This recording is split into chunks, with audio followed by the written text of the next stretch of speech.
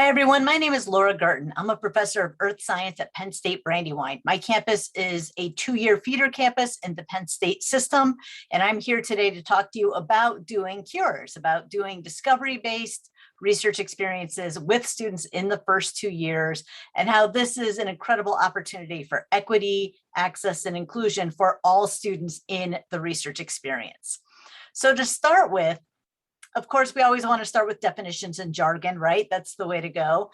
And you've heard cures for course-based undergraduate research experiences. You've heard discovery-based experiences. They really are the same. Some people just use different terminology here. I'm using it interchangeably. What you may want to do, though, is be sure that within your department or within your college that you are consistent with what it means. Some people prefer to say discovery-based experiences because within a 1-semester course, can you really get a full undergraduate research experience that goes from the original hypothesis design and questioning that students start with to the full dissemination, to the full release or the product from it. It really depends on what your goals and objectives are with that experience for your students. But these are two outstanding publications I highly recommend that talk about cures and what their impacts can be with the students in our classrooms. And I always like to start with this slide when I'm talking about undergraduate research. It comes from a paper that was published by Beckman and Hensel in 2009 in the Council on Undergraduate Research's journal. And it talks about here, as you can see, the continua of undergraduate research. And what I really like about this is because there is no one set definition for undergraduate research. We really need to think about the scope and the scales, even when we're doing something such as a cure. So is it where it's driven by the students, for example, if we look at the top line here, is it more about the process or is it about the product? And this will vary. It depends on your course. It depends on what those outcomes are. Is this an intro level course? Is it a senior level course? And that may define the parameters that you set, how much structure you provide versus how much the students have control and they have ownership of this process. It can make for a more engaging experience for them, but it is something to think about as the faculty instructor for that course. Who gets to do the research, who gets to define the research as well. So you can see here a little bit of some of the examples. Are students working independently? Are they working collaboratively? And I really like the part in here about the work being original to the student versus original to the discipline. I once had a colleague tell me that undergraduate research doesn't need to set our discipline on fire, but it needs to set the student researcher on fire. And so that's something important to think about, especially when we're looking in those first 2 years and in the courses that we're working with. So why do them? That's always a good place to start too. Why should we even explore trying to do a course-based experience with students in the first 2 years? Well, we have students in the first 2 years. That's where they are. And so why is it something we should wait until their junior or senior year when they get to the capstone stage and they haven't had any experiences? It's a wonderful, safe way to introduce research to students. And it also provides an incredible window of opportunity for them to learn more about our discipline. And as we know, in the first 2 years, students are still exploring majors. Some of our disciplines, such as mine, the geosciences, is still considered a discovery major, something students have not thought about necessarily in high school to then declare as a degree program in college. So getting students involved in a research experience may actually help improve recruitment into our degree programs too.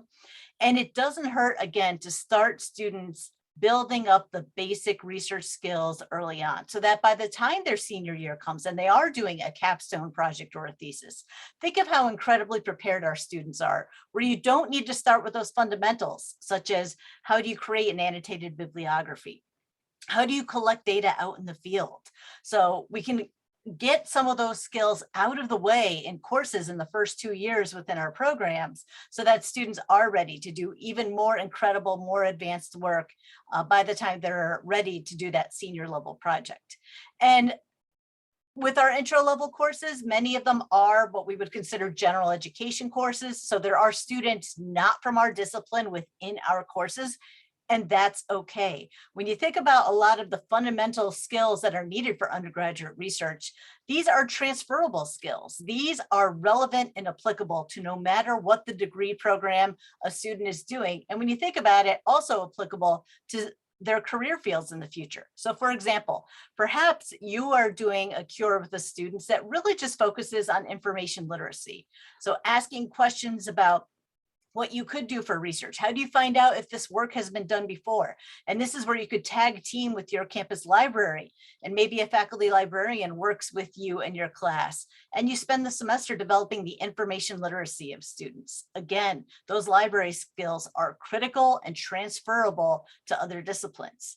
Maybe it's the idea of doing teamwork, of working together within groups, and how do you develop the group dynamics? How do you develop the management and the communication strategies? Again, important skills for all students to know. And then if you think about the dissemination part too, even if you're not a course that's in the field of communications, how do students then write up, or how do they share? And is it a technical presentation, or is it something that uses social media? It's something that reaches a broader audience to get students to communicate and reinforce their learning about that research experience they had. So these are all important things to think about, but it's giving every student the opportunity to do this early, and then to scaffold these practices often in additional courses that they take in the future. And I have a photo here from an introduction to oceanography course that I teach, where I do take students into the field. And when you look at this photo, I think it's really wonderful in capturing that all the students in my class had the opportunity to go to the coast, to actually use some equipment. Some of it you can see is very basic, sticks and string and a line level. Some of it is handheld GPS. And at that time, we were using Palm Pilots to record data in the field. So I was able to get students to work in teams out in a field environment, collaboratively collecting data. They switched off on the roles during this project. Then we came back to the classroom.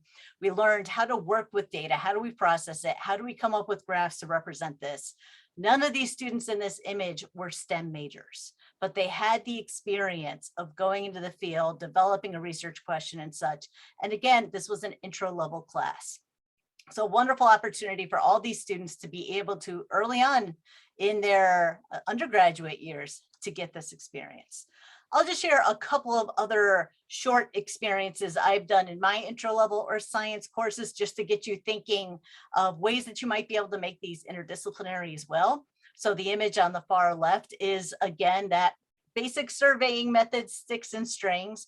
My students were actually constructing some profiles and doing some topographic work on campus. And yes, they're on the sidewalk, but this particular project was a great way for us to use our campus as a research site. So instead of having to worry about transportation, worrying about students to have to take time out of work to figure out how to get from point A to point B, we actually used class time and used the campus as a way to collect information and construct profiles of the sidewalks, because we had an identified partner. And the partner that semester was a student that was in a wheelchair.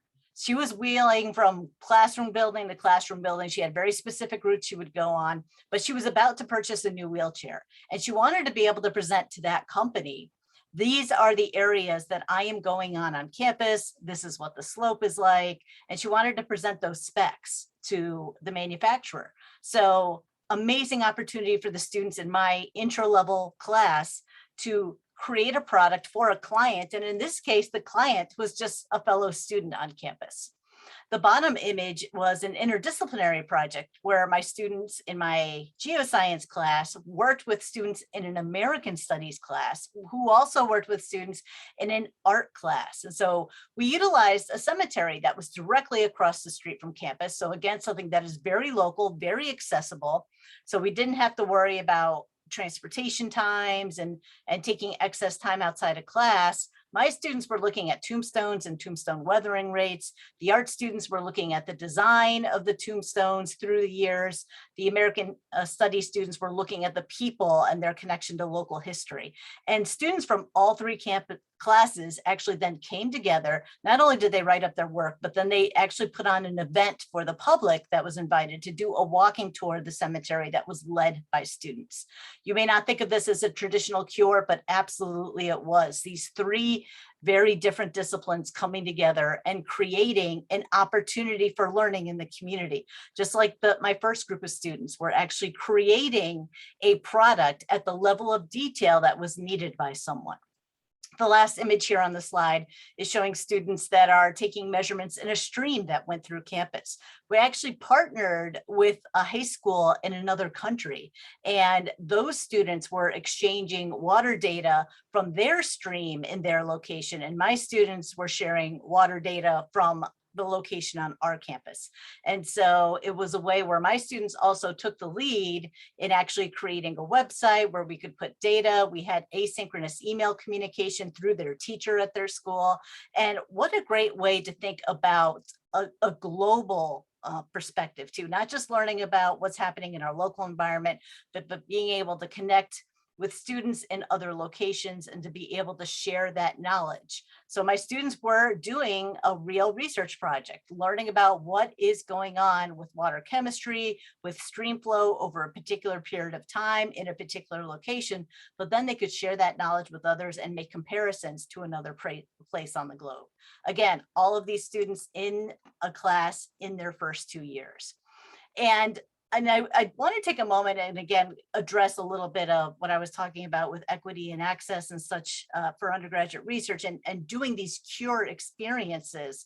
And Freeman Hrabowski was the opening plenary speaker at the Council on Undergraduate Research's biennial conference in 2018. And the title of his plenary was Undergraduate Research, a Right, Not a Privilege. And this talk still resonates with me today. There's so many important points that he made during this presentation. And I've just got a few bullet points here. For example, the first one, we need to get people out of the mindset that undergraduate research is for certain disciplines and certain students. Stop saying smart and start saying great. So there are some people that think, oh, research is something STEM folks do. It's not something that we do in the humanities. Well, everyone does. You just do it differently, right? So we all have our different approaches, our different outcomes, the different media we use, the different tools that we use as well.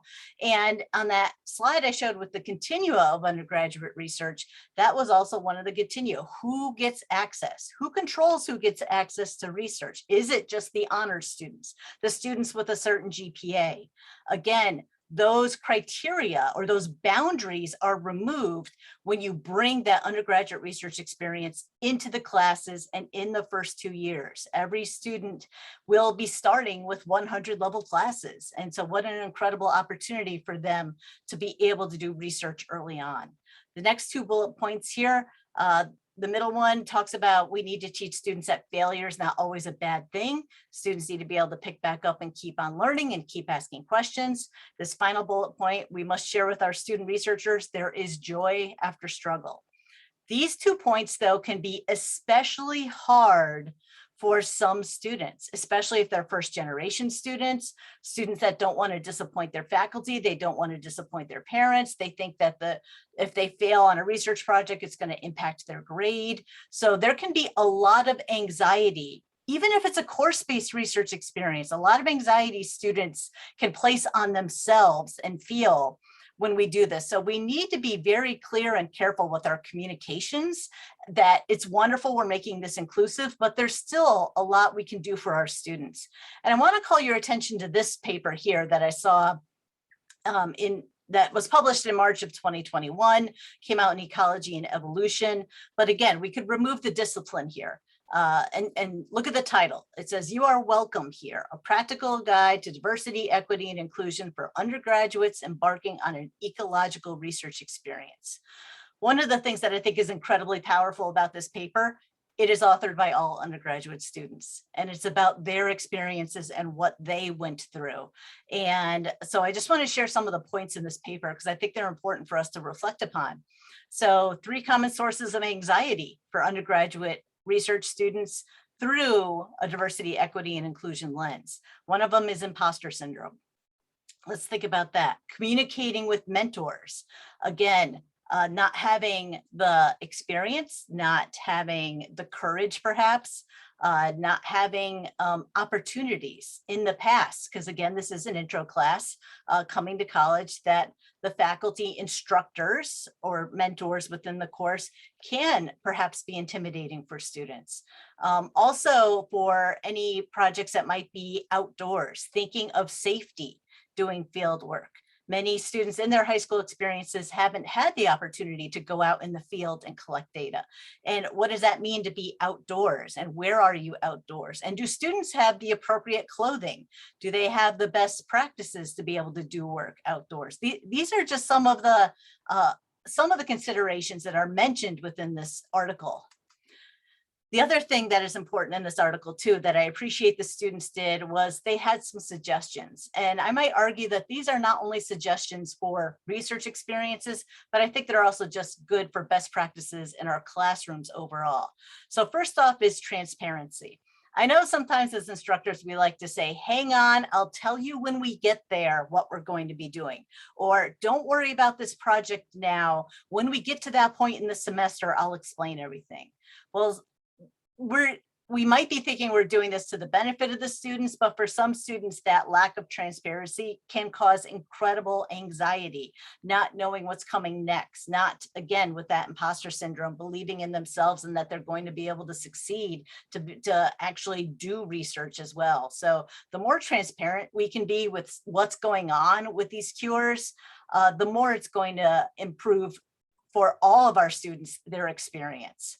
Another one, and this is one that was mentioned in the paper, and I have heard this on other occasions as well in conference presentations, especially when you're working with students, learn how to pronounce their names, that actually does make a difference for them to feel accepted as part of a research community within your class.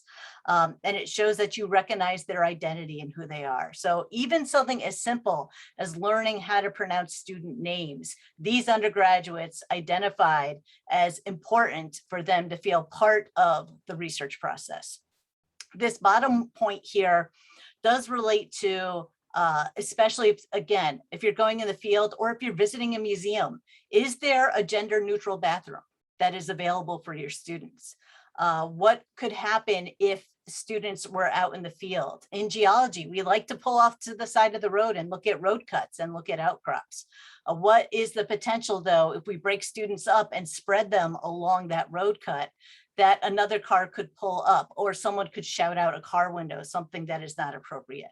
So we need to prepare our students. We need to prepare ourselves certainly and think of what situation are we putting our students into and make sure that it is a safe place, that it is a safe experience for them to be able to grow through doing this research.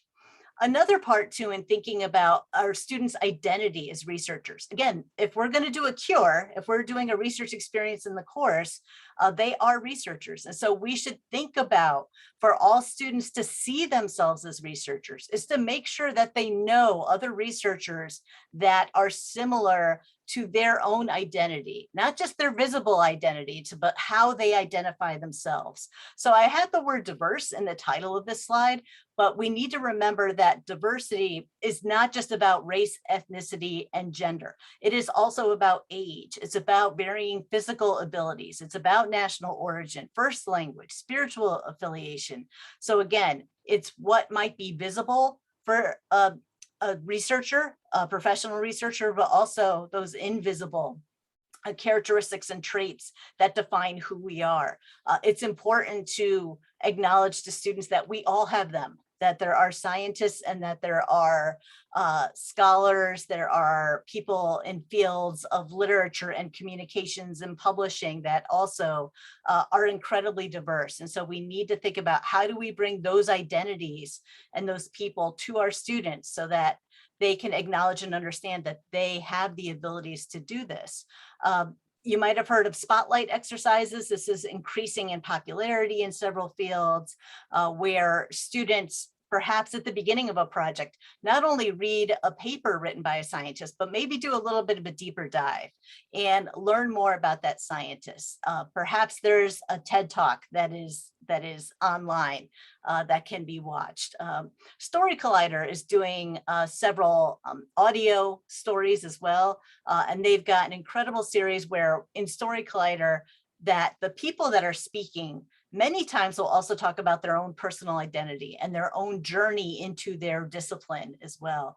So let's think about ways where we can show students who the people are that are the researchers in our particular discipline, and ways that we can expose them to and introduce them to others that they can then have a connection and identify with.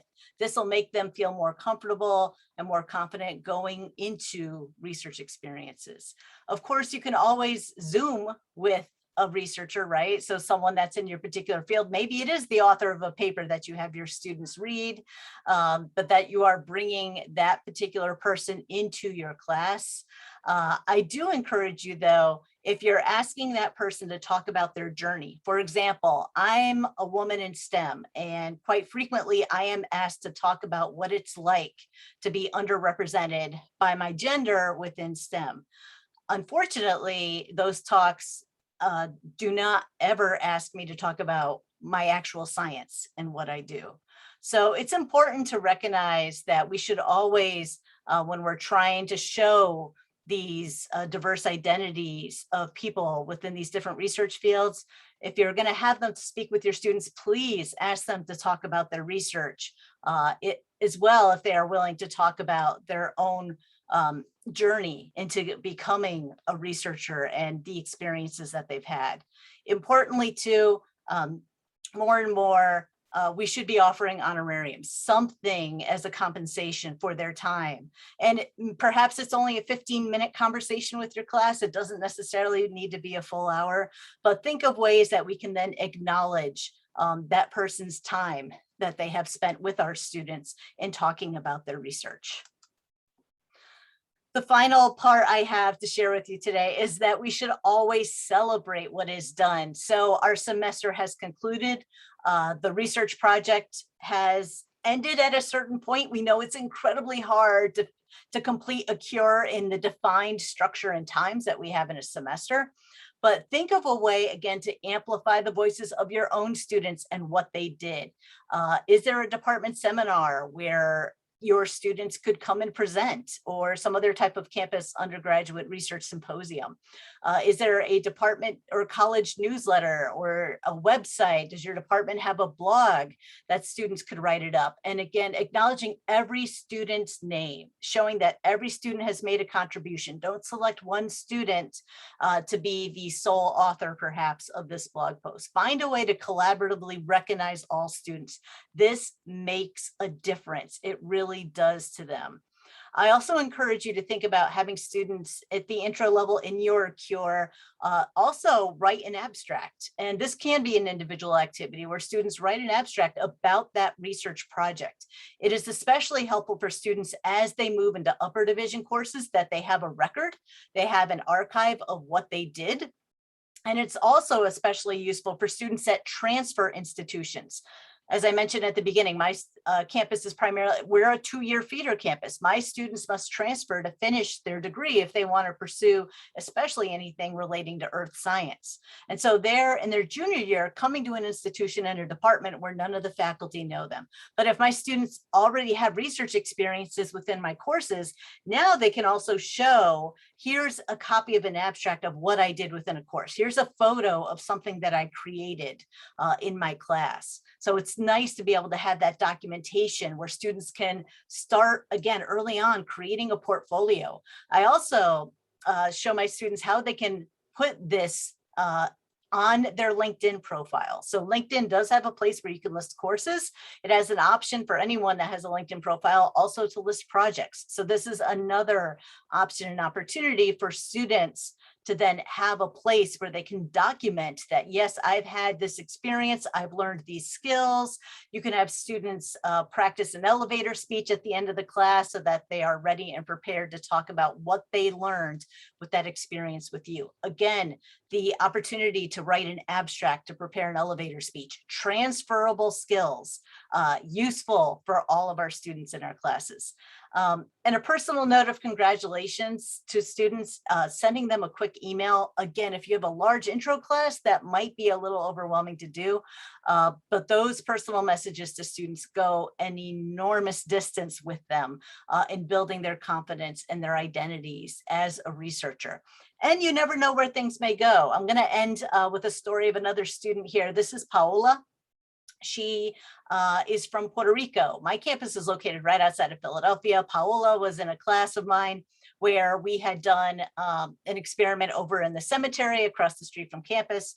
Paola, towards the end of the course, had come up to me and she said, you know, where I'm from in Puerto Rico, the cemeteries are different. This is not what our tombstones say. Our epitaphs are different. And she was an anthropology major, but she was really interested in doing a comparison and doing a deep dive and looking at the cemeteries in her neighborhood. And so during the semester break, we actually arranged for her to do an independent study where she went home and she did some cemetery research on cemeteries in her part of Puerto Rico.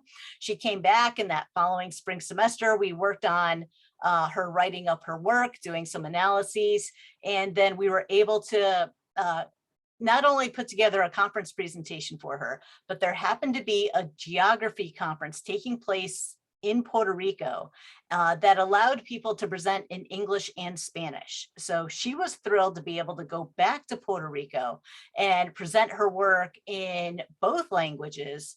And again, this is someone that had just finished her second year of college. And all of this came from a cure, from a course-based research experience, which led to an independent study. And by the way, at the conference, 2 universities came up to her and strongly encouraged her to apply to their graduate programs. These universities not realizing that she had just finished her sophomore year.